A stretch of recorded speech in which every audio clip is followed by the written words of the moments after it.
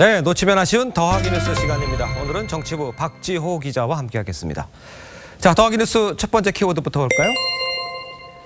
구기동 빌라 매각 논란. 그러니까 이제 문재인 대통령의 딸인 문다혜 씨의 빌라가 매각 과정에서 논란이 됐다는 이야기죠? 네, 그 빌라는 지난 7월에 매각이 됐습니다. 예. 자유한국당 곽상도 의원에 따르면 문다혜 씨는 오모 씨에게 5억 1천만 원의 집을 팔았습니다.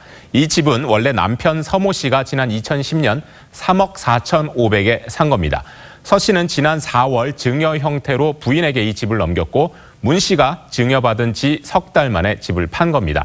야당은 남편 서 씨의 명의의 집이니까 집을 직접 팔면 되는데 굳이 아내에게 증여하고 또 석 달 만에 외부인에게 파는 이 방식이 일반적이지 않다며 의문을 제기하고 있습니다. 아하. 이 집은 문 대통령이 지난 2012년 대선을 치르면서 입주를 했고 2016년이죠. 홍은동으로 이사할 때까지 거주를 했었습니다.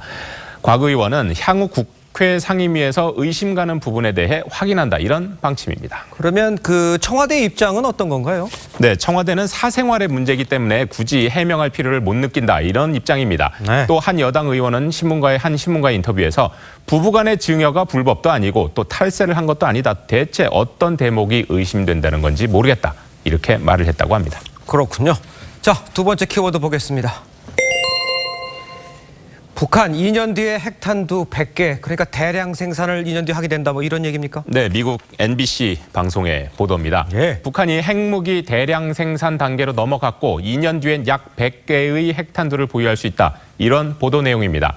100개면 영국이 보유한 핵탄두의 양의 절반 수준이라고 합니다. 이제 그렇게 된다면 이제 북한 비핵화는 정반대로 간다, 이렇게 봐야 되겠네요. 네, 이에 대해서 미국 하원 의원인 테드 포 의원은 북한에 대한 최대 압박은 한국의 온건파 대통령에 의해 위험에 처한 것 같다면서 이번에 먼저 굴복할 쪽은 한국의 문 대통령인 것 같다고 발언했다고 미국의 소리 방송이 보도했습니다. 예. 포 의원은 이 상황이 김정은이 문재인 대통령의 순진한 감각을 악용하고 있을 수 있다는 것을 시사한다, 이렇게 주장했습니다.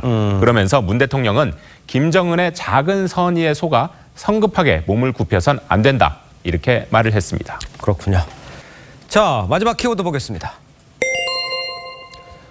오바마가 뽑은 올해의 영화, 그러니까 오바마 대통령이 뽑은 영화 중에서 우리나라 영화가 있었다는 얘기입니까? 네, 버락 오바마 전 미국 대통령이 그 이창동 감독의 영화 버닝을 올해의 영화 중 하나로 꼽았습니다. 네. 오바마 전 대통령은 현직 시절부터 페이스북에 책, 영화, 또 노래 이렇게 그해 본인에게 가장 좋았던 작품들을 공개를 하고 있는데요. 네. 올해 감명 깊게 본 영화로 15편을 꼽고 여기에 버닝을 포함시켰습니다. 어허. 최근 버닝은 북미 지역에서 잇따라 수상 소식을 들려주고 있는데요. 예? 또 한국 영화 중에는 처음으로 아카데미 시상식 외국어 영화상 1차 후보에 포함이 됐습니다. 그러니까 오바마 전 대통령의 선택이 아카데미에는 어떻게 영향을 미치는지 좀 지켜봐야 될 것 같네요. 그렇습니다. 지금까지 정치부 박지호 기자였습니다. 잘 들었습니다.